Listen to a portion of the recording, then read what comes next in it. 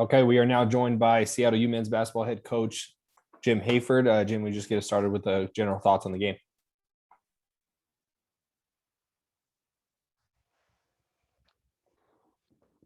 Craig Grand Canyon played very, very well, shot the ball very well.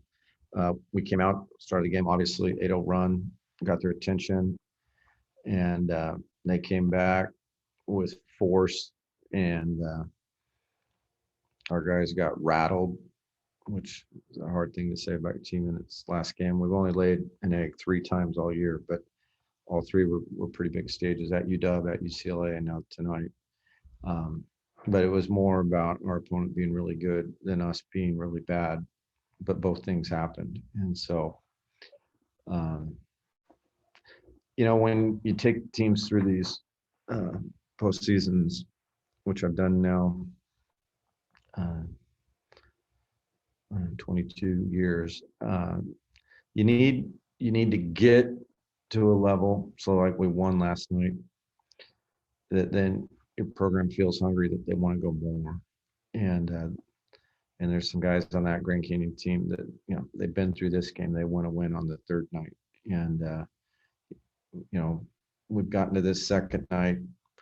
We got to get to the next night so that the first night maybe isn't so satisfying. And so as disappointed I am with our performance, I just think that our opponent deserves credit for playing very, very well. Okay, I'll open up for questions. Brandon Brown.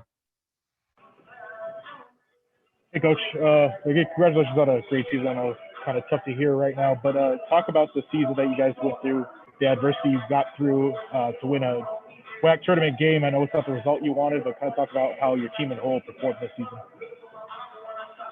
Yeah, thanks. I mean, there'll be a better time to put it all in perspective, but when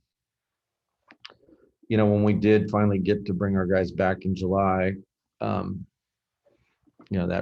first 10 weeks was with how we were handling everything in Seattle, it was really, really hard. It was stressful, and it didn't really lean itself to putting a team together. And we had to put a team together because we only had 2 guys with significant experience in Riley and Aaron. And so it kind of felt like we were chasing from behind, but then we came out, won 3 games, and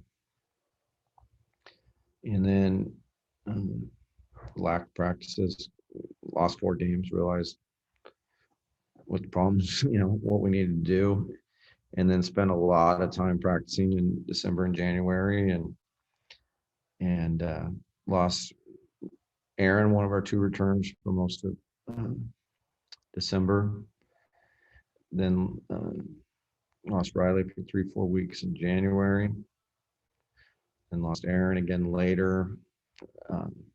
Lost a starter in the first 5 minutes of the season, and Victor, who we're really excited about. So it's all part of what every team experiences. But this team just had a lot of stuff. But we got better every week. And that's what I'm disappointed we didn't play our best game of the year tonight. We did play our best game of the year last night. And so they got a winning record out of it. They got to the semifinals. They got a season of basketball that took a lot of sacrifice by the administration, the sports medicine staff, my staff, our strength and conditioning staff, just to make a season happen during a pandemic. And so I'm very, very grateful to all of those people. And I'm excited about where the program's going. But when you look at the WAC right now, you look at Utah Valley and their bigs, you look at GCU and their bigs, and you look at New Mexico State, who's always been a physical team, maybe not that same size in the post. And then we've got some really good teams coming in here. And so we've got good guard play. We need to shoot the ball better in our offense than we have the last 2 years. But we're going to need to go get some size, because you're not going to get through this tournament in 3 days with the kind of size that are on some of these teams in the conference. And so if we can successfully recruit that and put that with these pieces, then we're going to be good. And we're excited about things are going.